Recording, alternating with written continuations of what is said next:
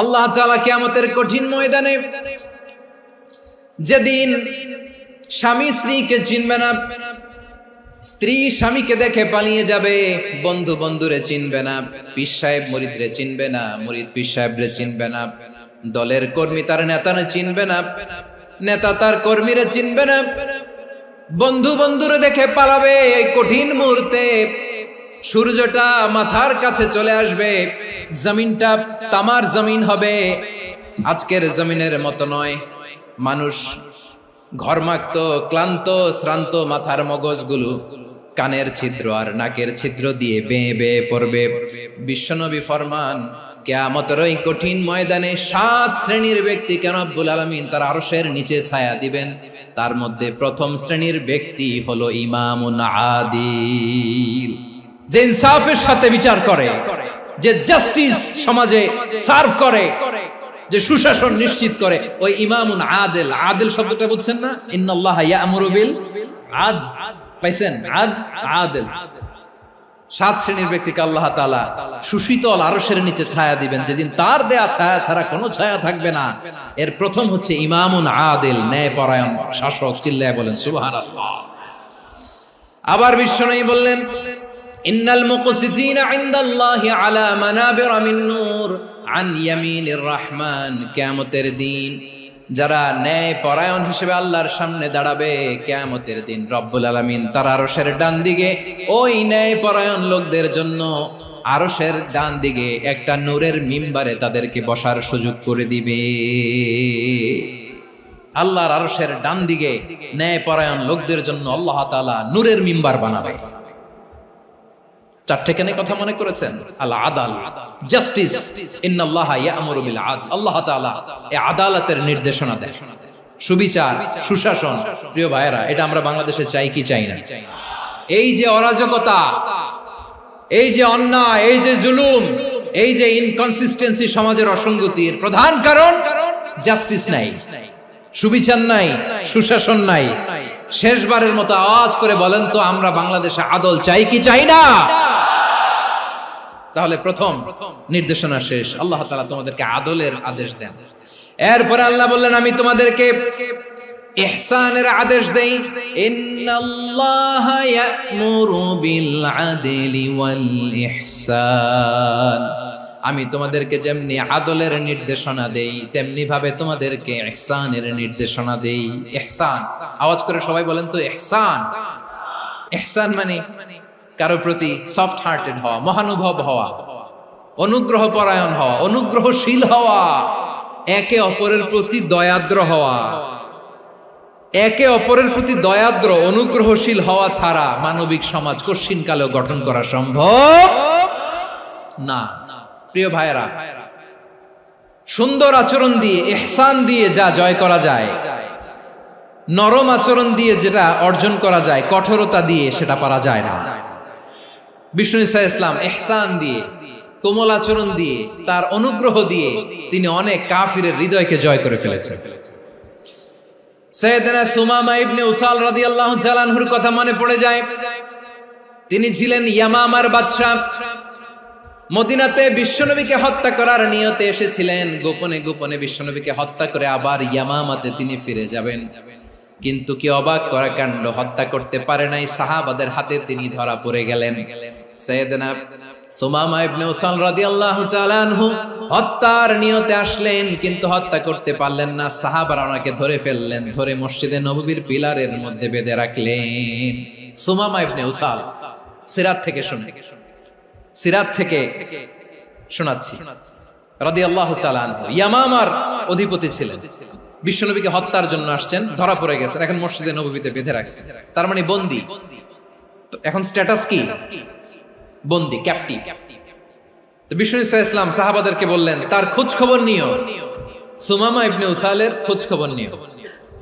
সাহাবার বলেন, ইয়া রাসূলুল্লাহ, আপনাকে হত্যা করতে এসেছে, তার তো কঠিন ক্যাপিটাল পানিশমেন্ট হওয়া দরকার, কঠিন শাস্তি হওয়া দরকার। বিশ্বনবী বললেন, না, আমি যেটা জানি তোমরা সেটা জানো না, তোমরা সুমামার সাথে ভালো আচরণ করো। বিশ্বনবী সুমামার কাছে গেলেন। প্রথম দিন যে তিনি কালেমার দাওয়াত দিলেন, ইমানের দাওয়াত দিলেন, ইসলামের দাওয়াত দিলেন, রিসালাতের দাওয়াত দিলেন, আখিরাতের দাওয়াত দিলেন। পরের দিন যে বিশ্বনবী সালাতের দাওয়াত দিলেন, যাকাতের দাওয়াত দিলেন, ইসলাম কি, কিভাবে, কেমন করে পালন করতে হয় চমৎকার আর্টিকুলেট করতে শুরু করলেন। তন্ময় হয়ে সুমামা ইবনে উসাল রাদিয়াল্লাহু তাআলা আনহু বিশ্বনবীর কথাগুলো শুনতে আরম্ভ করলো। একদিন নয়, 2 দিন নয়, টানা 3 দিন বিশ্বনবী সুমামার কাছে ইসলামকে প্রেজেন্ট করেছেন, উপস্থাপন করেছেন। আওয়াজ করে বলেন, কয় দিন? 3 দিন। 3 দিন মসজিদে নববীতে বাধা। আর সাহাবীদেরকে বললেন, তার খোঁজ খবর নিও, তোমরা যে রুটি বানাও এর মধ্যে সবচেয়ে ভালো আটার রুটিটা তারে দিও, সবচেয়ে রিফাইন্ড খেজুর, যেটা পিওর খেজুর, এটা তারে দিও। আর বিশ্বনবী নিজের উট থেকে দুধ দহন করে ওনার বাড়ির এক কর্মচারীকে বলেছেন, দুধ দহন করে সুমামার জন্য নিয়ে যেও। সুবহানাল্লাহ পড়বেন না? সবাই তো অবাক, ইয়ামামা থেকে আসছে নবীকে হত্যা করতে, বিশ্বনবী দেখে তারে জামাই আদর করে। একদিন নয়, 2 দিন নয়, টানা 3 দিন বিশ্বনবী এভাবে সুমামার কাছে যেয়ে ইসলামকে প্রেজেন্ট করতে আরম্ভ করলেন, ইসলামকে উপস্থাপন করতে শুরু করলেন। আর তাকে চমৎকার এন্টারটেইনমেন্ট, আপ্যায়ন দিতে আরম্ভ করলেন। টানা 3 দিন যখন ইসলামের দ্য বিউটিজ অফ ইসলাম, ইসলামের সুমহান বাণী, সৌন্দর্য তার কাছে উপস্থাপন শেষ, তাকে আপ্যায়ন শেষ, বিশ্বনবী বললেন সাহাবাদেরকে, যাও এবার সুমামার হাতের পায়ের রশি দুটো খুলে দাও। সাহাবারা তর্ক জুড়ে দিলেন, লা ইয়া রাসূলুল্লাহ, এমনটা করবেন না, তো ভয়ঙ্কর ভয়ঙ্কর খুনি, কি জানি কি হয়ে যায়। বিশ্বনবী বললেন, না, তার হাতে পায়ের রশিগুলো খুলে দাও। সাহাবারা বিশ্বনবীর কথা মতো তার হাতে পায়ের রশিগুলো খুলে দিল। সুমামা মুহূর্তের মধ্যে মসজিদে নববী থেকে বের হয়, ইয়ামামায় ফিরে না যে মসজিদে নববীর পাশে একটা খেজুর বাগান ছিল, সেখানে চলে গেলেন। সেখানে একটা ছোট্ট কুয়া ছিল, কুয়ার পানি দিয়ে তিনি গোসল করলেন। সুবহানাল্লাহ পড়েন। কুয়ার পানি দিয়ে গোসল করে মসজিদে নববীর সামনে এসে বিশ্বনবী এবং সাহাবাদের সামনে দাঁড়িয়ে সাব্বাবা উঁচু করে বললেন, আশহাদু আল্লা ইলাহা ইল্লাল্লাহ ওয়া আশহাদু আন্না মুহাম্মাদান আবদুহু ওয়া রাসূলুহু। আমি সাক্ষ্য দিচ্ছি আল্লাহ ছাড়া কোনো ইলাহ নাই, আর মুহাম্মদ আল্লাহ তাআলার প্রেরিত বান্দা এবং রাসূল। প্রিয় ভাইয়েরা, ইহসান দিয়ে যা জয় করা যায়, কঠোরতা দিয়ে সেটা কঠিনকালেও জয় করা যায় না। আওয়াজ করে বলেন, ঠিক কি না?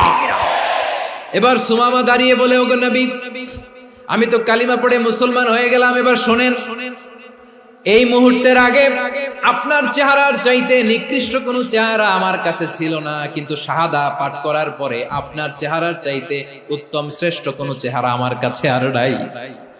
ও নবী, আজকের দিনের আগে ইসলাম ধর্মের চেয়ে নিকৃষ্ট অপছন্দনীয় কোনো ধর্ম আমার কাছে ছিল না, কিন্তু এই মুহূর্ত থেকে ইসলামের চেয়ে সেরা শ্রেষ্ঠ পছন্দনীয় কোনো ধর্ম আমার কাছে নাই। নবী গো, আজকের দিনের আগে মদিনার চাইতে অপছন্দনীয় নিকৃষ্ট কোনো শহর আমার কাছে ছিল না, কিন্তু এই মুহূর্তের পর থেকে মদিনার চাইতে কোনো শ্রেষ্ঠ শহর আমার জানা নাই। সে ছিল গমের বড় ডিলার, গম বেচতো। কি বেচতো? তার গম কিনে মক্কার লোকেরা রুটি খাইতো। সে ঘোষণা দিল, আজকে থেকে মক্কাবাসীদের জন্য সব গম আমি হারাম করে দিলাম, মক্কাবাসী এখন না খেয়ে মরে। সুবহানাল্লাহ পড়বেন না? মক্কাবাসী বিশ্বনবীর কাছে আসলেন, এসে বললেন, মুহাম্মদ, আমরা তো তোমার ভাই, তোমার চাচা, তোমার ভাতিজা, তোমার আত্মীয়, তুমি সুমামারে বলো সে যেন আবার গমের সাপ্লাই মক্কার জন্য অনুমতি দিয়ে দেয়। বিশ্বনবীর অনুমতি ক্রমে সুমামা আবার মক্কাতে গম পাঠাতে শুরু করলো। পড়েন সুবহানাল্লাহ। ইহসান, ইহসান দিয়ে আপনি যেটা জয় করতে পারবেন, you can win the heart of your enemies. ইহসান দিয়ে আপনি আপনার শত্রুর হৃদয়কে জয় করতে পারবেন। এজন্য আল্লাহ বললেন, ওয়া আনফিকু ফি সাবিলিল্লাহি ওয়া লা তুলকু বিআইদিকুম ইলাত তাহলুকা ওয়া আহসিনু ইন্নাল্লাহা ইউহিব্বুল মুহসিনিন। তোমরা আল্লাহর রাস্তায় দান করবে আর নিজেরা নিজেদেরকে ধ্বংসের হাতে ঠেলে দিও না। তোমরা একে অপরের প্রতি ইহসান করবে, কারণ ইহসানকারীদেরকে আল্লাহ বড় ভালোবাসেন। সুবহানাল্লাহ পড়েন। আবার সূরা রহমানে আল্লাহ বললেন, হাল জাযাউল ইহসানি ইল্লাল ইহসান ফাবিআইয়ি আলা, সবাই পড়েন ফাবিআইয়ি আলাই রাব্বিকুমা তুকাযযিবান। ইহসানের প্রতিদান হিসেবে ইহসানি হয়। বিশ্বনবী সুমামার প্রতি যেমন ইহসান করেছেন, সুমামাও ঠিক তেমন ইহসান ফিরিয়ে দিয়েছে। ঠিক কিনা বলেন?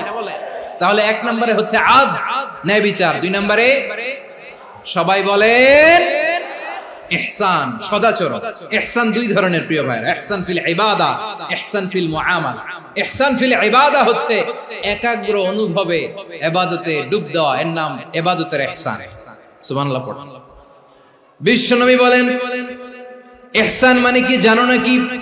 হাদিসে জিবরিলে সাইয়েদনা জিবরিল আলাইহিস সালাম বিশ্বনবীকে বললেন আখবিরনি আনিল ইহসান। নবী আমাদেরকে বলেন ইহসান মানে কি? বিশ্বনবী বললেন আনতা আবুদাল্লাহা কাআন্নাকা তারাহু ফাইন লাম তাকুন তারাহু ফাইন্নাহু ইয়ারাক।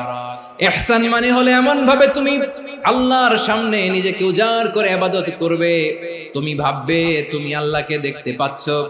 আর এটা যদি ভাবা তোমার জন্য কঠিন হয়ে যায়, অন্তত এতটুকু তুমি ভাববা যে আল্লাহ তোমাকে দেখতে পাচ্ছেন। ঠিক কিনা বলেন? ও আমার বীর চট্টলার ভাইয়েরা, কেউ যেটা দেখে না সেটা দেখে কে? এই বিশ্বাস হৃদয়ের মধ্যে আছে? নামাজে যখন দাঁড়ান এই ফিলিংসটা আনা যাবে? এসা পর্যন্ত যে আমরা হায়াত পাবো কোনো গ্যারান্টি আছে? সবাই আওয়াজ করে বলেন গ্যারান্টি আছে? গ্যারান্টি নাই।